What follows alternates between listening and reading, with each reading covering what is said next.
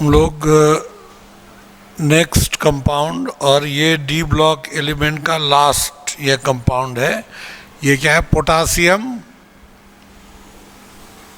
Permanganate, potassium permanganate KMnO4। ये भी एक अच्छा ऑक्सीडाइजिंग एजेंट है और वॉल्यूमेट्रिक एनालिसिस में अक्सर यूज होता है। पोटासियम परमैंगनेट में कौन कौन से बॉन्ड हैं?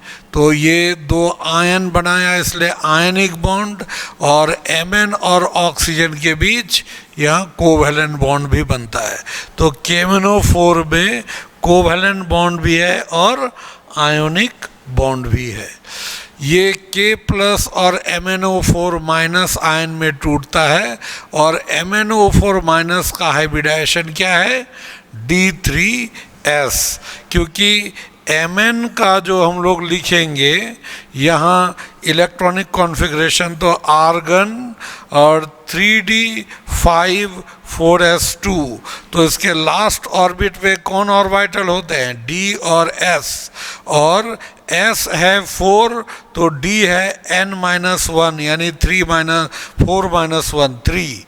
इसलिए जब n-1D भाग लेगा और S n का होगा तब वहाँ पर D फर्स्ट, पहले जैसे लास्ट ऑर्बिट 4 है और D थर्ड का है, इसलिए यहाँ D पहले लिखा जाएगा। और अगर 4s और 4d दोनों S और D दोनों nth ऑर्बिट का हो तब इसमें क्या लिखा जाएगा?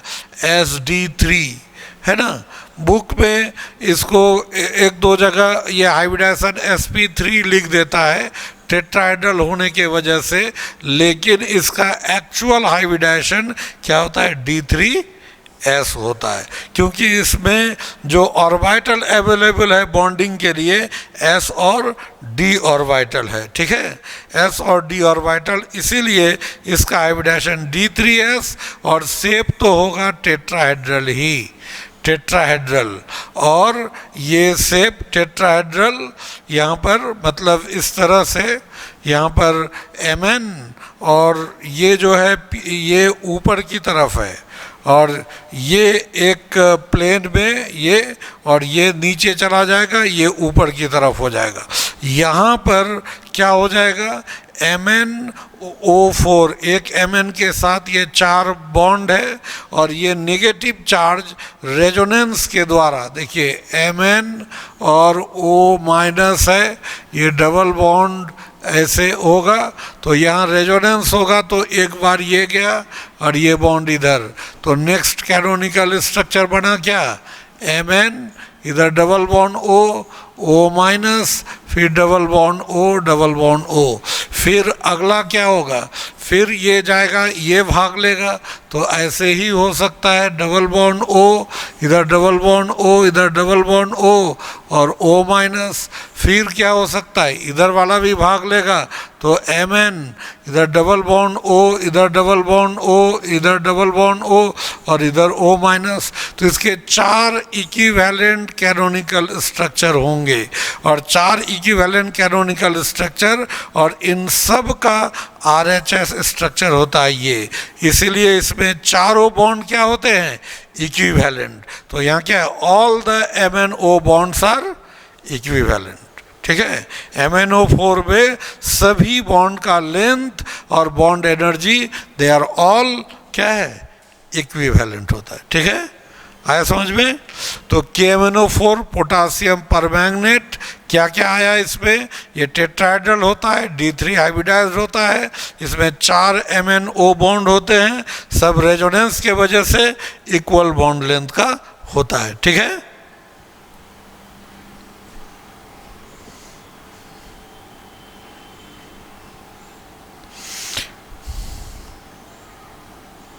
लिख लिया ना?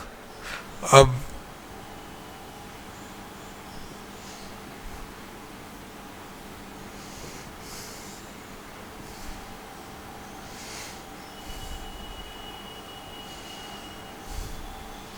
से प्रिपरेशन, इसका 2 तरह का प्रिपरेशन है। एक लेबोरेटरी प्रिपरेशन, लैब में जो बनाया जाता है इन स्मॉल अमाउंट। लैब में जो बनाया जाता है स्मॉल अमाउंट में बनाया जाता है, और ये इंडस्ट्रियल प्रिपरेशन जो होगा वो लार्ज अमाउंट में, ज़्यादा परिमाण में बनाना होगा तो वो इंडस्ट्रियल स्केल, इंडस्ट्रियल मेथड कहलाएगा, और जब कम अमाउंट में बनाना होगा तो वो लैब में हमेशा थोड़े से अमाउंट में ही बनाते हैं। तो लैब में क्या होता है, लेबोरेटरी प्रिपरेशन में Mn2+ को हम लोग पेरोक्साइड सल्फेट या पेरोक्सो सल्फेट कहते हैं इसको, पेरोक्सो, ये जानते हैं ना, या H2SO5, इसको हम लोग क्या कहते हैं, पर सल्फ्यूरिक एसिड, जानते हैं ना, पर सल्फ्यूरिक एसिड, या इसको क्या कहते हैं, कारोज एसिड।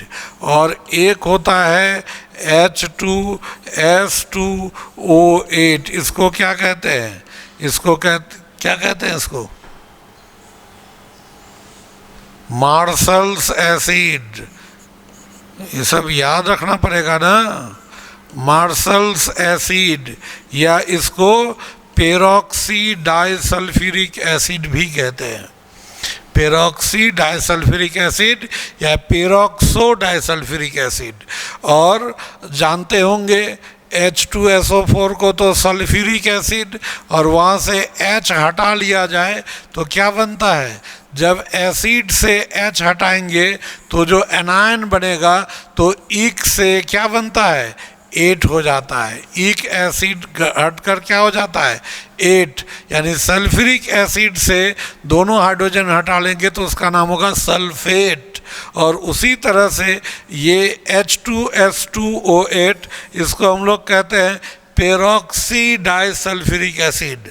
तो क्या हो जाएगा, या पेरोक्सी, इसको पेरोक्सो डाइसल्फ्यूरिक एसिड, और उसी में से 2 हाइड्रोजन हटा दिए तो ये बन गया ना, इसलिए इसका नाम क्या हो जाएगा, पेरोक्सो, यहाँ पर, या ये एक साथ होना चाहिए था, ये पेरोक्सी डाइसल्फेट या पेरोक्सो डाइसल्फेट कहते हैं, ठीक है, इसको क्या कहते हैं, पेरोक्सो डाइसल्फेट या पेरोक्सी डाइसल्फेट।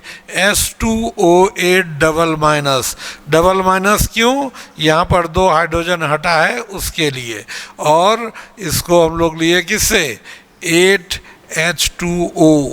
इसके साथ हम लोग रिएक्शन अगर हम लोग कराते हैं तो यहाँ पर बनता है MnO4-, फिर SO4 डबल माइनस और 16H+, या Mn का ऑक्सीडेशन स्टेट +2 से यहाँ कन्वर्ट हो गया +7 में, इसीलिए इसको हम लोग क्या कहेंगे, ऑक्सीडेशन।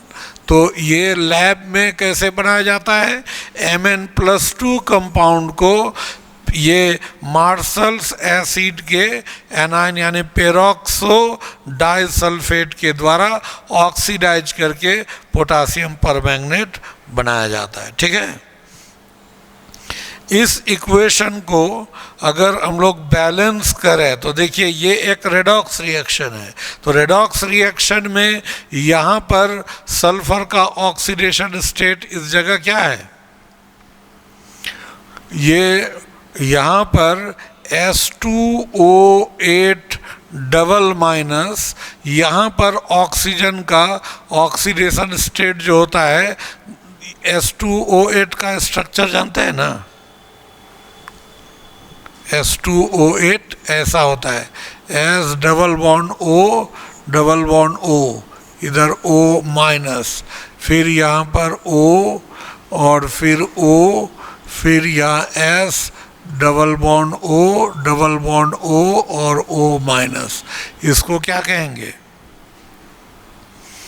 इसको कहा जाएगा ये पेरोक्सी डाइसल्फेट, ये पेरोक्सी डाइसल्फेट आयन, ये पेरोक्सी डाइसल्फेट आयन ये जो है यहाँ पर है ना, पेरोक्सी डाइसल्फेट, ये इस जगह ये दोनों ऑक्सीजन का ऑक्सीडेशन स्टेट -1 है, लेकिन SO4 में दोनों ऑक्सीजन का ये जितने भी ऑक्सीजन है सबका -2 है, इसलिए हम लोग मानते हैं कि इसका अगर ऑक्सीडेशन हुआ तो इसका क्या हो जाएगा, इसका रिडक्शन हुआ होगा। ठीक है, तो यही है S2O8 डबल माइनस किस में कन्वर्ट किया है, SO4 में।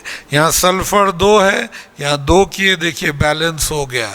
अब बैलेंस किए तो यहाँ पर इस जगह क्या है, 2 माइनस, यहाँ तो सल्फर 2, यहाँ भी 2, ऑक्सीजन 8, ऑक्सीजन 4 गुणा 2 8, लेकिन माइनस यहाँ 2 है, यहाँ 2 माइनस, लेकिन 2 से मल्टीप्लाई करेंगे तो -4, यहाँ -2 होगा ना, -2 से -4, तो इधर 2 माइनस ज़्यादा, इधर 2 माइनस कम हो गया। 2 माइनस के लिए क्या किए, 2 इलेक्ट्रॉन ऐड कर लिए, और फिर Mn+2 ऑक्सीडाइज हुआ MnO4 माइनस में। रेडॉक्स रिएक्शन का बैलेंसिंग पढ़े हैं ना, तो रेडॉक्स रिएक्शन यहाँ पर 4 ऑक्सीजन, तो इधर ऑक्सीजन नहीं है, 4H2O ऐड कर दिए, 4H2O ऐड किए तो हाइड्रोजन 8 हो गया, तो इसलिए 8H प्लस कर दिए। अब इधर टोटल 2 प्लस है, इधर 8 प्लस और 1 माइनस, तो 7 प्लस, इधर 7 प्लस, इधर 2 प्लस, कितना प्लस ज़्यादा, 5, इसलिए 5 इलेक्ट्रॉन हम इधर जोड़ दिए। तो रेडॉक्स रिएक्शन का बैलेंसिंग में क्या होता है, ये इलेक्ट्रॉन ही ना इक्वल करना होता है, तो ये 2 है, इसलिए इसको 5 से मल्टीप्लाई किए, ये 5 है, 2 से मल्टीप्लाई किए। अब इसके बाद ये और ये कैंसिल हो जाएगा, तो क्या मिलेगा, 5, यहाँ पर पहले इसको 2 से मल्टीप्लाई किया तो 2Mn2, फिर उसके बाद इसको 5 से मल्टीप्लाई किए, 5S2O8 डबल माइनस, उसके बाद क्या हो जाएगा, 8H2O, 4 है, 2 से मल्टीप्लाई, और इधर Mn2 MnO4 प्लस इधर 2 है, 5 से मल्टीप्लाई 10, और 8H प्लस इंटू 2 16, यही ये रिएक्शन है। तो इस तरह से लैब में कैसे बनाया जाता है कि MnO4 by the oxidation of Mn2 plus compound, और मैंगनीज कंपाउंड इन +2 स्टेट में होगा, और उसको पेरोक्सी डाइसल्फेट आयन के द्वारा ऑक्सीडाइज करके लैब में बनाया जाता है। ठीक है, तो इस तरह से इसको हम लोग बनाएंगे, प्रिपेयर करेंगे। ठीक है, अब यहाँ है इंडस्ट्रियल मेथड। इंडस्ट्रियल मेथड यानी कमर्शियल मेथड जो होगा, इसमें क्या होता है, लार्ज स्केल में हम लोग ये जो इंडस्ट्रियली KMnO4 को जब लार्ज स्केल में बनाना हो तो हम लोग MnO2 से बनाते हैं। MnO2 इसको क्या कहते हैं, पायरोलूसाइट ओर, जानते हैं ना। वहाँ क्या था, K2Cr2O7 को कौन से ओर से बनाते थे, कौन सा ओर भूल गए, क्रोमाइट, क्रोमाइट ओर है ना। क्या था फॉर्मूला,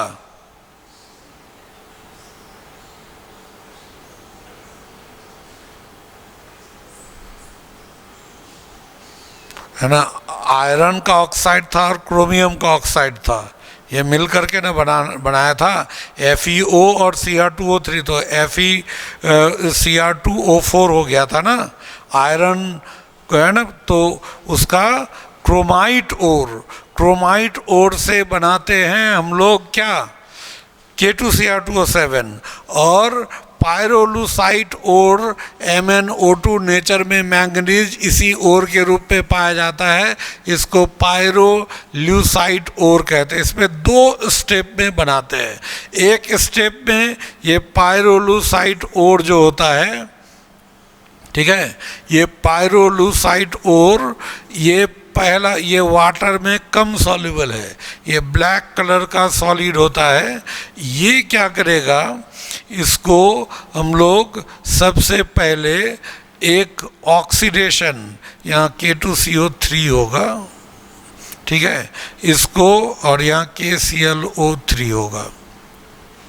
इसमें क्या होता है कि MnO2 को केमिकली हम लोग सबसे पहले ऑक्सीडाइज करते हैं और K2MnO4 में कन्वर्ट करते हैं। इसको पोटासियम मैंगनेट कहते हैं। It is not potassium permanganate. Permanganate होगा जब यहाँ एक K होगा, यहाँ पर क्या है 2 है, तो पोटासियम मैंगनेट। तो पहला स्टेप में ये जो होगा यहाँ से यहाँ तक, ये पहला स्टेप है। इस स्टेप में पहले क्या करते हैं, पायरोलुसाइड को ऑक्सीडाइज करके पोटासियम मैंगनेट में कन्वर्ट करते हैं। फिर दूसरा स्टेप में क्या करते हैं, इस पोटासियम मैंगनेट जैसे ही बनता है, बनते ना बनते इसको तुरंत क्या करते हैं, फिर केमिकली या इलेक्ट्रोलिटिकली ऑक्सीडाइज करके इससे पोटासियम परमैंगनेट बना देते हैं। इसको छोड़ा नहीं जाता है, इमीडिएट बनते ना बनते उसको कन्वर्ट किया जाता है। अगर छोड़ देंगे कुछ देर के लिए भी तो ये एसिड मीडियम में या न्यूट्रल मीडियम में, एसिड मीडियम में या न्यूट्रल मीडियम में ये कन्वर्ट हो जाता है, डिस्प्रोपोर्शनेट हो जाता है। और ये यहाँ पर +7 होगा, ये डिस्प्रोपोर्शनेट होकर के KMnO4 बना देता है, MnO2 बैक और H2O, मतलब रिएक्शन फिर बैक हो जाएगा। इसीलिए हम लोग ये बनते ना बनते, यहाँ देखिए एसिड मीडियम या न्यूट्रल मीडियम में ये डिस्प्रोपोर्शनेट होता है। इसीलिए इसका जो फॉर्मेशन में हम लोग हमेशा बेस का इस्तेमाल करते हैं। एजेंट ये है, लेकिन यहाँ हम लोग हमेशा बेस का इस्तेमाल करते हैं ताकि उसको वो एल्कलाइन मीडियम प्रोवाइड करके रखे ताकि ये डिस्प्रोपोर्शनेट ना हो। ठीक है, ये न्यूट्रल मीडियम या एसिड मीडियम में डिस्प्रोपोर्शनेट होता है, इसलिए हम लोग बेस का इस्तेमाल करते हैं जो उसको बेसिक मीडियम देकर उसको डिस्प्रोपोर्शनेट यानी फर्दर टूटने से रोकता है। ठीक है, ये पोटासियम मैंगनेट कैसा कलर का होता है, ग्रीन सॉलिड। ठीक है, तो पायरोलुसाइड ब्लैक कलर का सॉलिड, ब्लैक सॉलिड है। इसको केमिकली ऑक्सीडाइज करेंगे, ये KOH या K2CO3 they are providing alkaline medium. Main oxidising agent is O2। तो MnO2 को K2MnO4 में बनाया और O2 कन्वर्ट करता है किस में, H2O में। ये तो रिड्यूस होगा, ये O2 भी किस में कन्वर्ट करेगा, H2O में। KNO3 ऑक्सीडाइज करेगा और खुद रिड्यूस होकर के क्या बनाएगा, KNO2। और KClO3 ऑक्सीडाइज करेगा इसको और खुद रिड्यूस होकर क्या बनाएगा, KCl। ठीक है, ये चीज़ याद रहे। KOH, K2CO3 ये सब किस लिए है, they are just to provide alkaline medium. ये एल्कलाइन मीडियम प्रोवाइड कर रहा है और दूसरा कुछ नहीं। ठीक है, ये एल्कलाइन मीडियम प्रोवाइड करता है और ये ऑक्सीडेशन से, ये केमिकल के द्वारा ऑक्सीडेशन हुआ तो केमिकल ऑक्सीडेशन, इसे पोटासियम मैंगनेट बना। पोटासियम मैंगनेट के बनते ना बनते ये अगर न्यूट्रल मीडियम या एसिड मीडियम में डिस्प्रोपोर्शनेट कर जाता है, इसलिए इससे बचने के लिए एल्कलाइन मीडियम लेते हैं और फिर इस पोटासियम मैंगनेट का ऑक्सीडेशन करते हैं केमिकली, बाय यूजिंग केमिकल या इलेक्ट्रोलिसिस के द्वारा उसको हम ऑक्सीडाइज करते हैं। केमिकल ऑक्सीडेशन में क्या क्या यूज कर सकते हैं, CO2, Cl2 और O3, ये तीनों यूज किया जा सकता है। अब इसका इक्वेशन देखिएगा, CO2, Cl2 और O3 कैसे हम लोग यूज करते हैं। इसमें ज़्यादा सुइटेबल Cl2 और O3 है, CO2 ज़्यादा सुइटेबल नहीं है। ठीक है, हो गया, लिख लिया ना, ये मतलब वो तो दिया हुआ है ना मटेरियल। अब देखिए उसके आगे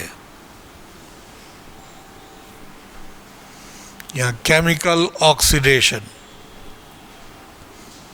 केमिकल ऑक्सीडेशन में क्या है, ये पोटासियम मैंगनेट है, CO2 गैस इससे होकर पास करते हैं। तो देखिए ये तो +6 से +7 स्टेट में चला गया, तो यहाँ तो ऑक्सीडेशन हुआ, ठीक है। और यहाँ पर साथ ही साथ इसका डिस्प्रोपोर्शनेशन भी, ये डिस्प्रोपोर्शनेट यहाँ 6 से +4 में चला आया। और ये CO2 इसका जो एक्वस सॉल्यूशन है, तो CO2 ये K2CO3 ये बना। लेकिन इस रिएक्शन में क्या होता है, देखिए यहाँ पर जो हम लोग 3 मोल लिए उसमें से कुछ इसमें कन्वर्ट हुआ और कुछ पार्ट वापस क्या बना दिया, MnO2 बना दिया। तो रिएक्शन क्या हो गया, बैक ना। तो हम लोग क्या किए थे, पहले हम लोग लिए थे MnO2 से हम लोग बना रहे थे K2MnO4 और फिर K2MnO4 से हम KMnO4 बना रहे हैं, लेकिन उसमें कुछ अमाउंट फिर देखिए MnO2 बन गया। तो ये तो 3 मोल में से 1 मोल तो उसमें चला गया ना, तो इसलिए प्रोडक्ट क्या बनेगा, यील्ड कम हो जाएगा, प्रोडक्ट कम बनेगा, क्योंकि 3 में से 2 ही मोल कन्वर्ट हो रहा है, 1 मोल फिर MnO2। तो फायदा भी है कि MnO2 बना तो ये फिर K2CO3 है ही, उसमें एयर से ऑक्सीजन पास करेंगे, फिर ये कन्वर्ट होगा K2MnO4 में, और K2MnO4 से फिर क्या बना देगा, KMnO4, यानी रिसाइकल होता रहेगा। लेकिन इसमें कभी भी फुल अमाउंट में KMnO4 नहीं बनेगा, as 1 part of it is converted into MnO2। और अगर क्लोरीन गैस लेंगे और K2MnO4 के सॉल्यूशन में से होकर पास करेंगे, तो ये क्लोरीन क्या करेगा, KMnO4 पूरी तरह से, देखिए 2 मोल है, पूरी तरह से उसको KMnO4 में कन्वर्ट किया और KCl बना। इसीलिए ये रिएक्शन ज़्यादा सुइटेबल है कि हम लोग पूरा का पूरा K2MnO4 को किस में कन्वर्ट कर सकते हैं, KMnO4 में। यहाँ पूरा का पूरा कन्वर्सन नहीं हो रहा है। यहाँ भी देखिए इस जगह भी जब ओजोन लेते हैं इसके एक्वस सॉल्यूशन से, तो यहाँ भी पूरा का पूरा KMnO4 में कन्वर्ट होता है। और ओजोन जब कभी भी ऑक्सीडाइजिंग एजेंट के रूप में यूज होगा तो खुद रिड्यूस होकर के तो O2 ही बनाएगा, है ना। इसलिए ये इसको क्या कहते हैं, केमिकल ऑक्सीडेशन, मतलब केमिकल का इस्तेमाल करके K2MnO4 को कन्वर्ट किया गया KMnO4 में। और वो केमिकल कौन कौन है याद रखना है, CO2, Cl2 और O3, ठीक है।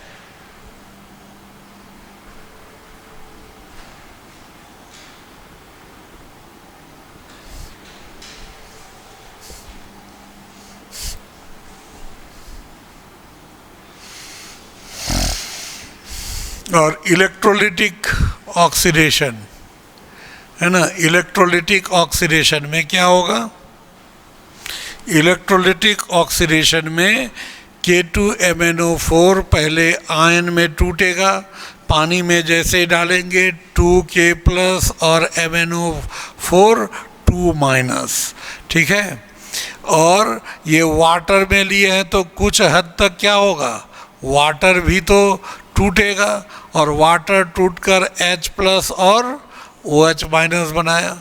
और ये अब यहाँ पर कैटायन 2 है, एनायन 2 है, तो कोई एक एनायन एनोड पे जाएगा क्या, एनायन 2 है ना, तो 2 एनायन में से कोई एक ही ना जाएगा एनोड पे, तो कौन एनायन जाना चाहिए, किस एनायन को पहले जाना चाहिए, ये कहाँ से डिसाइड होता है, डिस्चार्ज पोटेंशियल बताया हुआ है इलेक्ट्रोकेमिस्ट्री में, है ना। डिस्चार्ज पोटेंशियल, जिसका डिस्चार्ज पोटेंशियल कम होता है वो एनोड पे जल्दी डिपॉजिट होता है ना। डिस्चार्ज पोटेंशियल वो इलेक्ट्रोड पे जल्दी जाकर जमा होगा, इसीलिए यहाँ पर इन दोनों एनायन में से MnO4 डबल माइनस का डिस्चार्ज पोटेंशियल कम है, और डिस्चार्ज पोटेंशियल कम होने की वजह से यही जाएगा एनोड पे और एक इलेक्ट्रॉन लूज किया, सो इट इज ऑक्सीडेशन। और कैथोड पे कौन जाएगा? दो कैटायन है, इसमें के का डिस्चार्ज पोटेंशियल ज़्यादा है और हाइड्रोजन का डिस्चार्ज पोटेंशियल कम है, इसलिए कौन जाएगा? यहाँ पर H प्लस यहाँ लेगा इलेक्ट्रॉन और हाफ H2 में कन्वर्ट करेगा। एक्चुअली ये रिएक्शन हम लोग समझाने के लिए लिखते हैं। एक्चुअली क्या होता है, कभी H2O टूटता नहीं है। याद कीजिए इलेक्ट्रोकेमिस्ट्री में हम बताए होंगे, ये H2O इनफैक्ट इलेक्ट्रॉन गेन करके क्या बनाता है? हाफ H2 और प्लस OH माइनस ये बनाता है। ठीक है, तो यहाँ भी अगर कुल मिलाकर पूरा इक्वेशन को जोड़िएगा तो क्या बना? K2MnO4 प्लस क्या ये और ये तो कट जाएगा और इधर क्या होना चाहिए?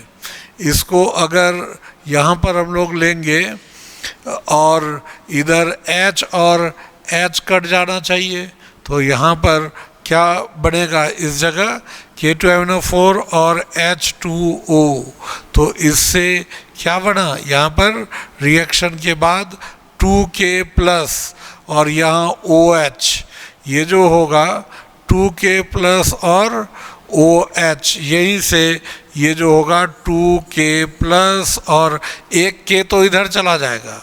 आप देख लीजिए इसमें क्या होगा, एक K इसके साथ चला जाएगा तो KMnO4 और एक K जो बचा वो OH के साथ चला जाएगा KOH, और इधर बचा क्या? Half H2। इस तरह से रिएक्शन और इलेक्ट्रॉन तो कैंसिल हो गया, है ना। तो इस तरह से K2MnO4 का सॉल्यूशन से इलेक्ट्रिक करंट पास करेंगे तो इलेक्ट्रोलिटिक ऑक्सीडेशन होगा K2MnO4 का और वो KMnO4 में कन्वर्ट हो जाएगा। और ये कहाँ पर बनेगा? This will liberate at anode और H2 gas will liberate at cathode. Cathode पे कौन सा गैस आएगा? हाइड्रोजन गैस आएगा। ठीक है, अब हम लोग यहाँ लेते हैं प्रॉपर्टीज। तो KMnO4 का दो प्रिपरेशन हुआ, कौन कौन? एक लैब प्रिपरेशन, लैब प्रिपरेशन में Mn2 प्लस का oxidation peroxy di sulphate ion के द्वारा, और KMnO4 का अगर इंडस्ट्रियल प्रिपरेशन किसके द्वारा? इंडस्ट्रियली कैसे बनाते हैं हम लोग? वो पायरोलुसाइड ओर को पहले केमिकली ऑक्सीडाइज करके K2MnO4 बनाते हैं और K2MnO4 बनेगा, फिर उसका ऑक्सीडेशन करते हैं इलेक्ट्रोलिटिकली या केमिकली और उससे KMnO4 बनाते हैं, है ना। दो स्टेप में ये हो गया। अब प्रॉपर्टीज, KMnO4 का कलर कैसा होता है? Deep purple, black prism with A greenish lustre, है ना।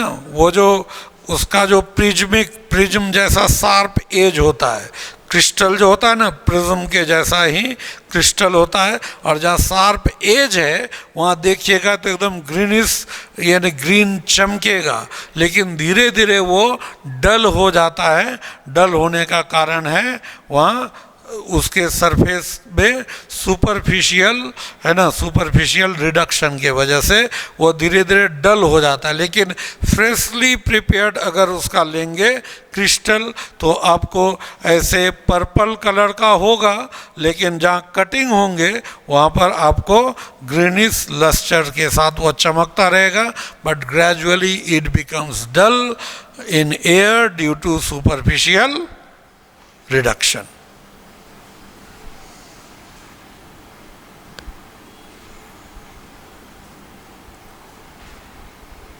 सॉल्युबिलिटी क्या है? ये सॉल्युबिलिटी की अगर बात करें तो moderately soluble in water at room temperature and it is more soluble in hot water. ये यही चीज़ K2Cr2O7 में भी था, याद कीजिए, है ना। इसलिए दोनों को कंबाइन करके अगर स्टडी कीजिएगा थोड़ा सा इजी होगा।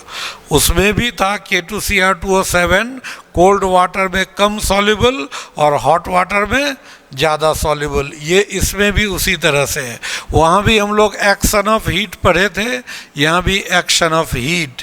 K2 यहाँ पर क्या हो जाएगा, व्हेन हीटेड टू 513, यहाँ पर K2 नहीं होगा, उसमें क्या है ना, action of heat when heated to 513 kelvin it readily decomposes giving oxygen. ये टूटता है तो देखिए +7 से आ जाएगा +6 स्टेट में, यानी रिडक्शन हुआ, फिर MnO2 बना और यहाँ ऑक्सीजन गैस लिबरेट होता है। और ये देखिए ये दोनों सॉलिड है, ये सब सॉलिड है, और ये गैस है, ये भी सॉलिड। तो इस रिएक्शन का परिणाम समझ सकते हैं कि अगर एक कंटेनर में KMnO4 को लेते हैं और लेकर के हीट करते हैं तो वहाँ ऑक्सीजन गैस बनेगा। गैस बनने के वजह से all on a sudden volume काफ़ी बढ़ जाएगा।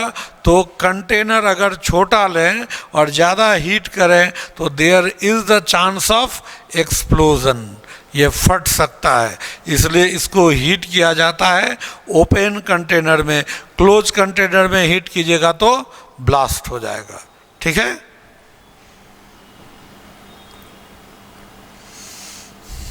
और अगर उसमें भी था, याद कीजिए, एक नॉर्मल हीटिंग और एक था रेड हीट,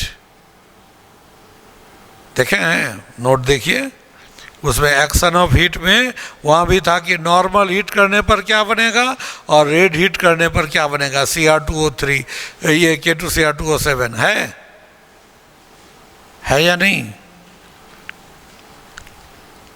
क्या अंशुप्रिया आज टेस्ट ठीक गया ना, इसलिए मूड ऑफ है क्या? तो इसमें क्या होगा, KMnO4 को अगर हम लोग हीट करते हैं 513 केल्विन पे तो पोटासियम मैग्नेट और MnO2 और O2, लेकिन अगर रेड हीट यानी इसको और ज़्यादा गर्म करें तो ये पोटासियम मैग्नेट ये खुद टूट जाता है और टूट करके ये बनाता है पोटासियम मैंगनाइट। पोटासियम मैग्नेट ये भी ब्लैक कलर का होता है, ये पोटासियम मैग्नेट कन्वर्ट हो जाता है किसमें, पोटासियम मैग्नाइट और ऑक्सीजन में, ठीक है।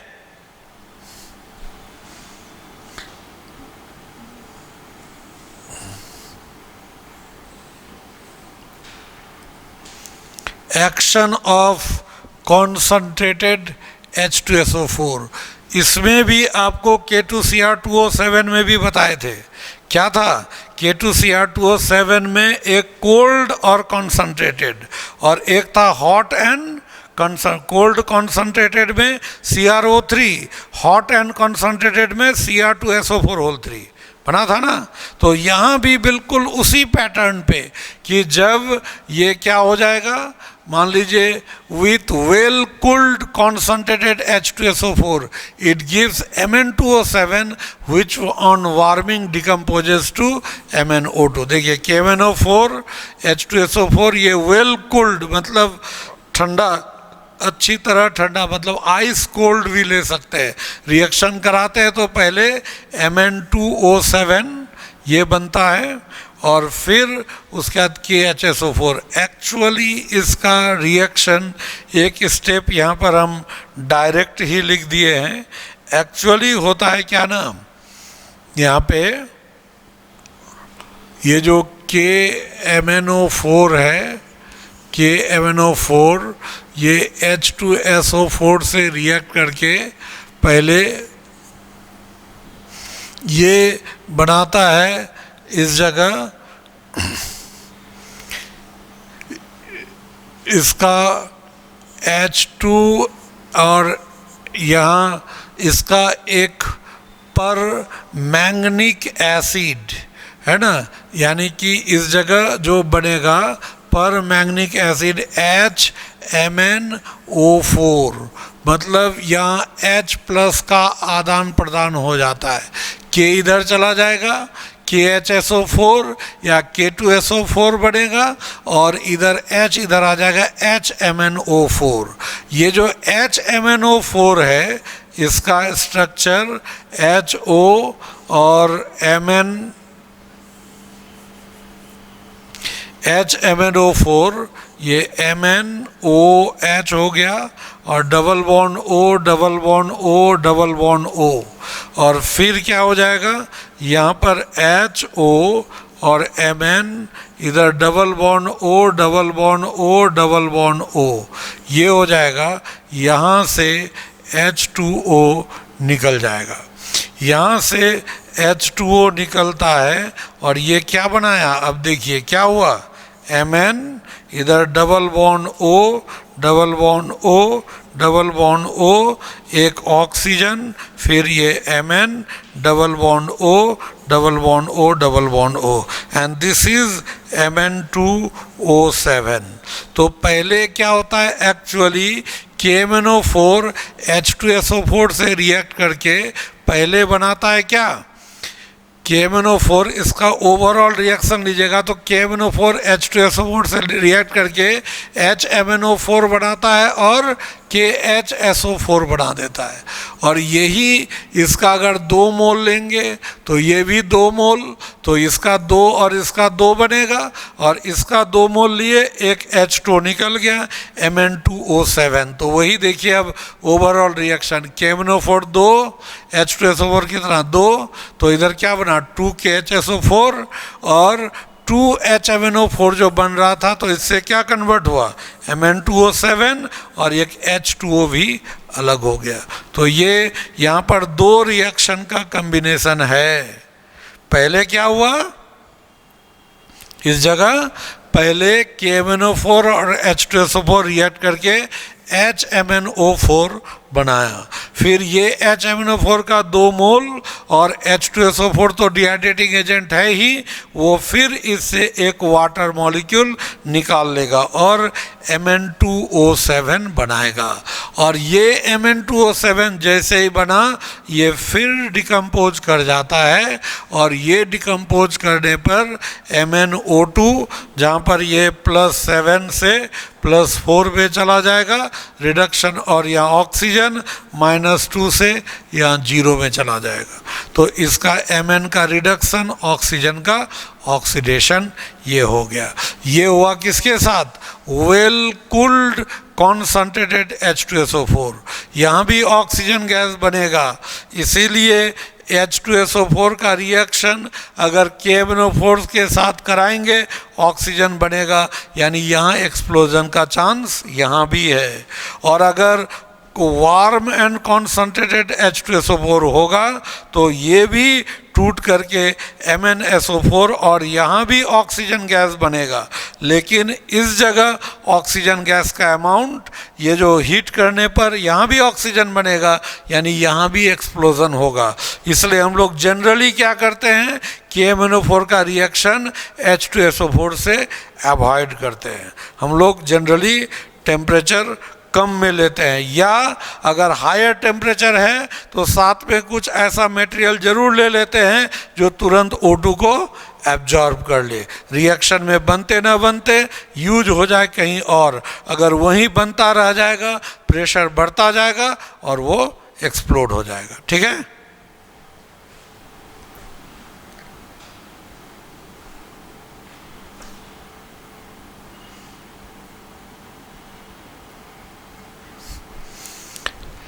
action of heat in current of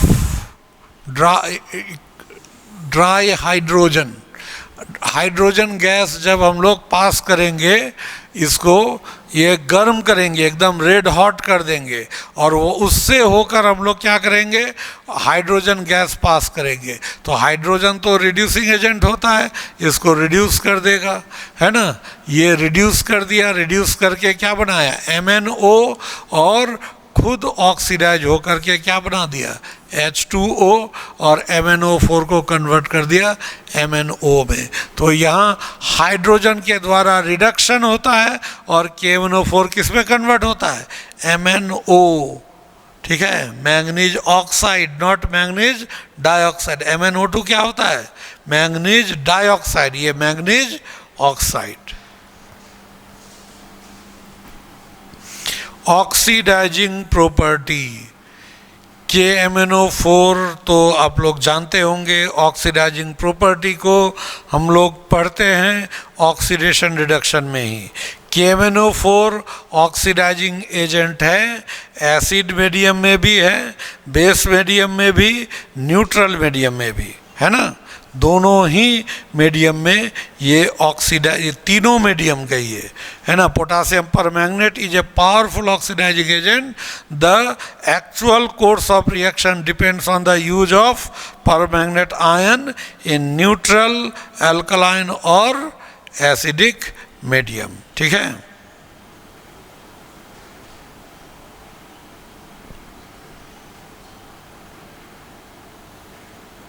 acidic solution, तो ये तीन मीडियम,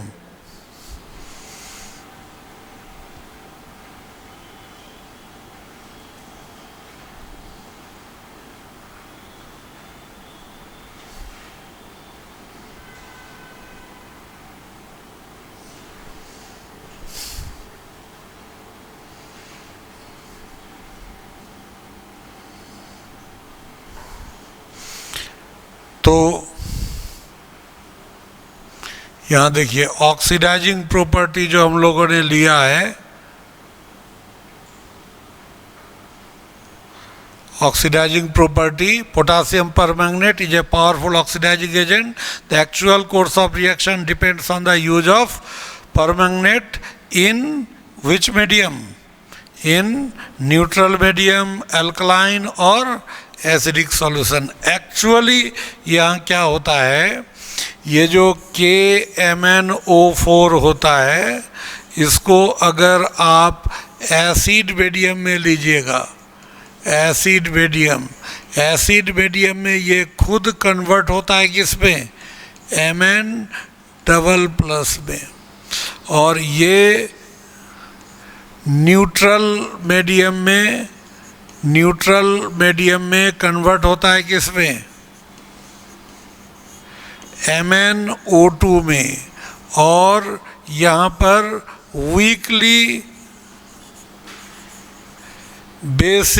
वीकली अल्कलाइन मीडियम, इसमें भी वो MnO2 में ही कन्वर्ट होता है।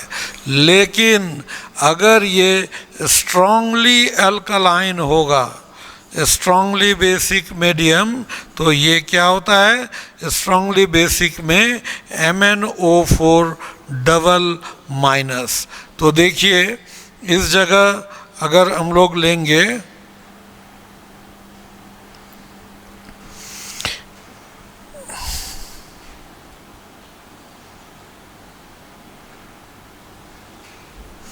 यहाँ KMnO4 का ऑक्सीडेशन स्टेट +7, यहाँ पर +2, चेंज कितने का हुआ, चेंज इन ऑक्सीडेशन स्टेट 5, यहाँ 7 से +4, ये कितने का चेंज, 3 का, यहाँ भी +4, कितने का चेंज, 3 का, यहाँ +7 से +6, कितने का चेंज, 1 का। तो बताइए ये सबसे ज़्यादा ऑक्सीडेशन स्टेट में चेंज कहाँ पर आया, एसिड मीडियम में। इसीलिए KMnO4 सबसे पावरफुल ऑक्सीडाइजिंग एजेंट कहाँ है, एसिड मीडियम में, और सबसे पुअर कहाँ है, स्ट्रांगली बेसिक मीडियम में, है ना, सबसे पुअर ऑक्सीडाइजिंग एजेंट। ये सब में इक्विवेलेंट वेट भी पूछा जाता है। तो KMnO4 का एसिड मीडियम में इक्विवेलेंट वेट कितना हो जाएगा, तो मॉलिक्यूलर मास बाय 5 होगा ना। यहाँ इक्विवेलेंट वेट क्या हो जाएगा, मॉलिक्यूलर मास बाय 3, यहाँ भी equivalent weight molecular mass by 3, और यहाँ इक्विवेलेंट वेट बराबर हो जाएगा सीधा मॉलिक्यूलर मास, क्योंकि यहाँ चेंज 1 का ही है, ठीक है। तो किस मीडियम में KMnO4 का इक्विवेलेंट वेट उसके मॉलिक्यूलर मास के बराबर होता है? तो स्ट्रांगली अल्कलाइन मीडियम में, ठीक है, आया समझ में? तो अब एक एक मीडियम में हम लोग इसको चर्चा करते हैं आगे। ये समझ गए ना इसको? अब एक एक मीडियम में इसको हम लोग चेंज अब करते हैं।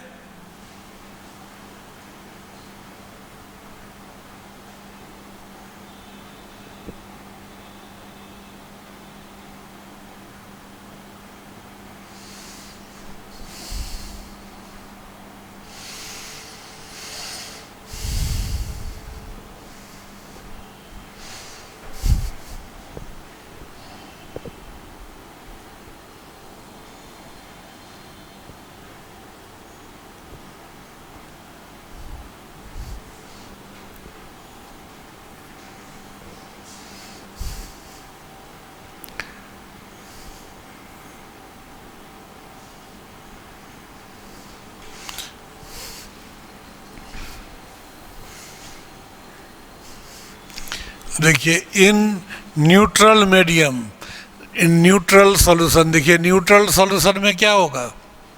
न्यूट्रल सॉल्यूशन में potassium permanganate act as moderate oxidizing agent in neutral aqueous solution and because of the reaction। Reaction क्या होता है? KMnO4 न्यूट्रल मीडियम में किस में कन्वर्ट होता है? MnO2। और ये क्या बनाता है? ये 30 नहीं है, ये क्या है? 3 ऑक्सीजन।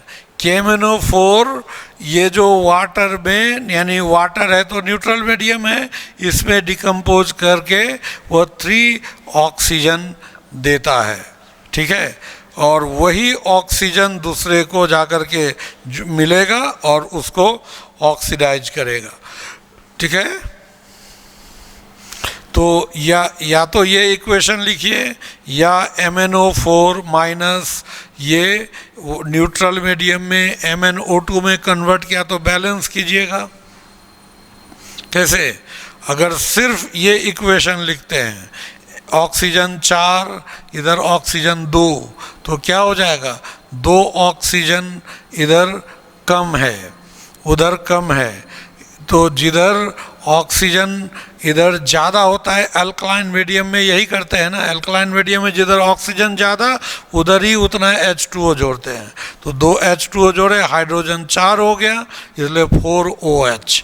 तो इधर 4 माइनस इधर 1 माइनस, तो 3 माइनस बचा हुआ, इसलिए कितना इलेक्ट्रॉन जोड़ा गया? 3। तो MnO4 का 1 मोल 3 मोल्स ऑफ इलेक्ट्रॉन को एब्जॉर्ब किया, इसलिए यहाँ इक्विवेलेंट वेट क्या हो जाएगा? मॉलिक्यूलर वेट बाय क्या? 3। तो 10 MnO4 minus ions gains electrons also according to the above equation in neutral medium from 2 moles of potassium permanganate 2 मोल इससे 3 मोल यहाँ पर बन रहा है। इसको देखते हैं,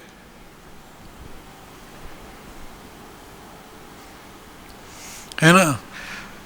2 मोल्स ऑफ पोटासियम परमैंगनेट, यहाँ इक्वेशन देखिए 2 मोल्स है ना, 2 moles of potassium permanganate, है ना। 2 moles of 3 oxygen atoms are available. In fact, during the course of the reaction, the alkali OH minus generated renders the medium alkaline even when we start with neutral solution। समझे इसको? मतलब हम लोग neutral से शुरू तो किए, लेकिन कुछ देर बाद ही वहाँ क्या बन जा रहा है? OH माइनस बन जा रहा है, इसलिए मीडियम कैसा हो जा रहा है? अल्कलाइन। लेकिन ये वीकली अल्कलाइन, इसलिए चाहे न्यूट्रल मीडियम लीजिए या वीकली अल्कलाइन, दोनों में प्रोडक्ट क्या रहता है? MnO2 ही रहता है। अभी बताए थे ना, स्ट्रांगली अल्कलाइन होगा तब MnO4 डबल माइनस बनाता है, ठीक है। तो KMnO4 का 2 मोल होगा यहाँ पर, है ना, KMnO4 का 2 मोल, और वो MnO2 बनाए और 3 मोल्स ऑफ ऑक्सीजन एटम बना, ये अवेलेबल। और इस रिएक्शन में अल्कलाइन ये OH माइनस जनरेट होता है जो धीरे धीरे मीडियम को अल्कलाइन बना देता है। इसलिए भले ही हम लोग न्यूट्रल मीडियम में रिएक्शन स्टार्ट करें, कुछ देर बाद अपने आप मीडियम कैसा हो जाता है, अल्कलाइन हो जाता है।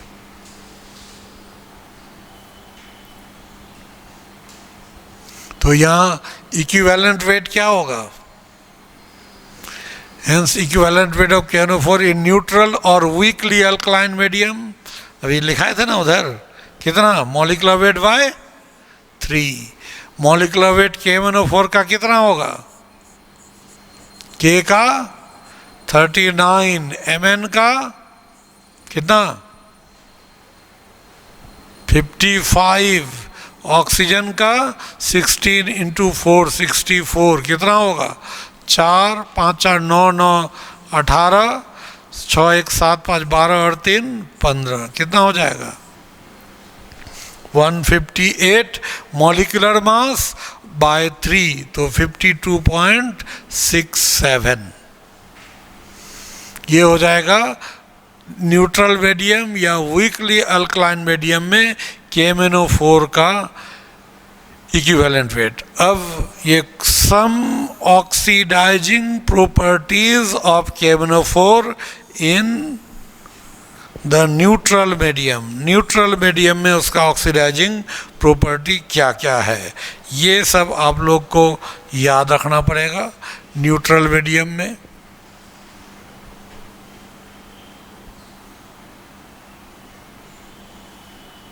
न्यूट्रल मीडियम में देखिए क्या करता है,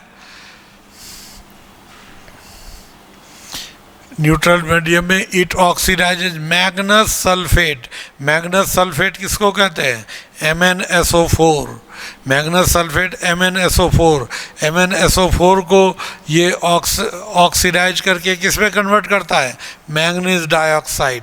देखिए MnSO4 यहाँ +2 और यहाँ Mn का +4, तो +2 से +4 क्या हुआ, ऑक्सीडेशन। तो ये मैग्नस सल्फेट को मैंगनीज डाइऑक्साइड में कन्वर्ट करता है। ये किस मीडियम में हुआ, न्यूट्रल मीडियम या स्लाइटली अल्कलाइन मीडियम में।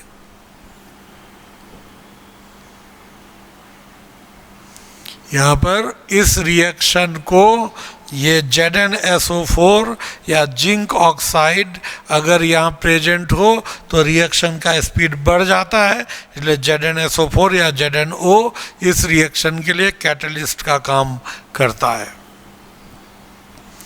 सोडियम थायोसल्फेट को सोडियम सल्फेट में कन्वर्ट करता है, सोडियम थायोसल्फेट को सोडियम सल्फेट में कन्वर्ट करता है। हाइड्रोजन सल्फाइड H2S को सल्फर में कन्वर्ट करता है। ये सब न्यूट्रल मीडियम में है। उसी तरह से अब एल्कलाइन सॉल्यूशन, स्ट्रांगली एल्कलाइन में ये किस में कन्वर्ट होता है, अभी बताए थे ना, स्ट्रांगली अल्कलाइन में ये मैंगनेट आयन में कन्वर्ट होता है। और यहाँ पर ये +7 और इस जगह +6, इसलिए चेंज इन ऑक्सीडेशन स्टेट 1, ये 1 मोल इलेक्ट्रॉन गेन करेगा, इसलिए इसका equivalent weight molecular weight bye 1 हो जाएगा, यानी 158/1, 158 ही होगा।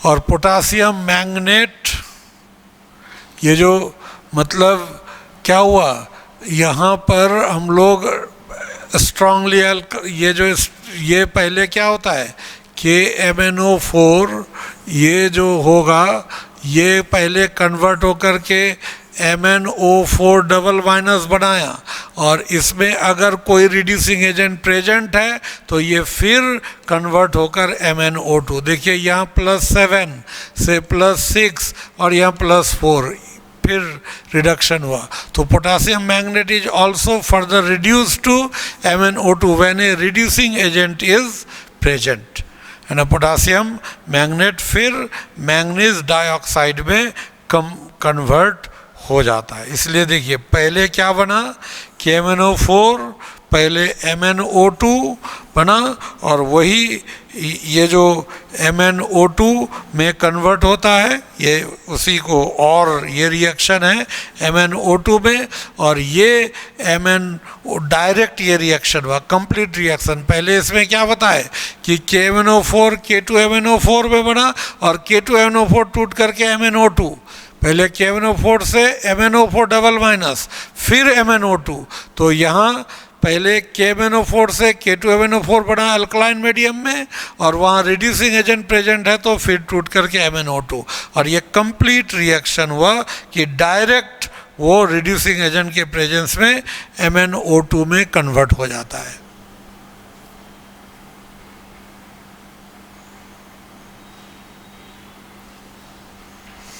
Some oxidizing properties of KMnO4 in alkaline medium। Alkaline medium में इसका ऑक्सीडाइजिंग प्रॉपर्टी क्या क्या है, यही सब याद रखना है। पोटासियम आयोडाइड जो होगा, पोटासियम आयोडाइड Ki को किस में कन्वर्ट करेगा, KiO3 में कन्वर्ट करेगा। पोटासियम परमैंगनेट Ki को किस में कन्वर्ट किया, KiO3 में। ये सब रिएक्शन तो आपको याद रखना पड़ेगा, किसको किस में कन्वर्ट कर रहा है, एकदम शॉर्ट में छोटा में लिख लीजिएगा शॉर्ट नोट पे, जैसे किस तरह से उसमें था ना, H2S से S बना, ये MnSO4 से क्या बना, यहाँ पर MnO2 बना था, ऐसे जो है इस तरह से छोटा क्या क्या प्रोडक्ट बन रहा है वो लिख लीजिएगा। जैसे यहाँ पर KiO3 में कन्वर्ट हो गया है ना। ये ओलिफिनिक कंपाउंड यानी कि C डबल बॉन्ड C, ये ओलिफिन एल्कीन, एल्कीन को एल्कलाइन KMnO4 ये क्या करता है ये पता है ना, ये दोनों जगह बस OH जोड़ देगा। KMnO4 या दोनों जगह एक, ये डबल बॉन्ड के जगह सिंगल बॉन्ड आ गया, दोनों जगह एक एक OH जुट गया, इसको इथिलीन ग्लाइकॉल कहते हैं। और एसिडिक मीडियम में ये किस में कन्वर्ट होता है, बताए थे एसिडिक मीडियम में MnO4 माइनस सीधा कन्वर्ट हो जाता है Mn2+ में, ठीक है। इसलिए यहाँ चेंज इन ऑक्सीडेशन स्टेट 5 का, so equivalent weight of KMnO4 molecular weight by 5 यानी 158/5 31.6 होगा। और इसमें कुछ ऑक्सीडाइजिंग प्रॉपर्टी ये है कि देखिए यहाँ पर आपको याद रखना है, ये इक्वेशन नहीं, सीधा ये H2S को किस में कन्वर्ट किया, बस सल्फाइड को सल्फर में कन्वर्ट किया। दूसरा देखिए सल्फर डाइऑक्साइड को किस में कन्वर्ट किया, SO2 को H2SO4 में। बस इतना ही पोर्शन याद रखना है, इक्वेशन सब याद रखने की ज़रूरत नहीं। नाइट्राइट को नाइट्रेट में, आर्सेनाइट को आर्सिनेट में, सल्फाइड को सल्फाइड और थायोसल्फेट को सल्फेट में कन्वर्ट करेगा। बस ये सब चीज़ शॉर्ट में कहीं आप लोग लिख लीजिएगा। ऑक्जेलेट को ऑक्जेलिक एसिड और फाइनली CO2 में कन्वर्ट करता है। उसी तरह इस फेरस सल्फेट को फेरिक सल्फेट में, अस को तो इक में ही कन्वर्ट करेगा, H2O2 को H2O और O2 में, ठीक है। उसी तरह से पोटासियम आयोडाइड को आयोडीन I2 में, ये यहाँ ध्यान रखिएगा, ये चीज़ इसलिए पूछा जाता है। उसमें क्या था, अल्कलाइन मीडियम में I2 को किस में, Ki को KiO3 में, और यहाँ एसिडिक मीडियम में Ki को किस में, I2 में कन्वर्ट कर रहा है।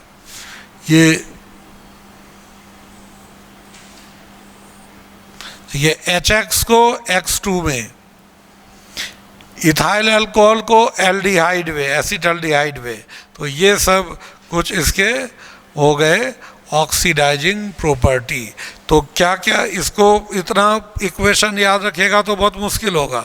उसको क्या कीजिए, किसमें कौन है और क्या प्रोडक्ट बन रहा है उसको शॉर्ट में साइड में लिख लीजिएगा, और उसी को H2S को S में, SO2 को SO4 डबल माइनस में, नाइट्राइट को नाइट्रेट में, आर्सेनाइट को आर्सेनेट में, है ना, सल्फाइड को सल्फेट में, थायोसल्फेट को सल्फेट में। ये जो कन्वर्सन है इसको आपको एक शॉर्ट में बनाकर साइड में लिख लीजिएगा और बार बार उसी को रटना है, ठीक है। तो ये हो जाएगा डी ब्लॉक एलिमेंट ख़त्म हो गया, ठीक है। तो अगले क्लास में हम लोग शुरू करेंगे एफ ब्लॉक एलिमेंट्स।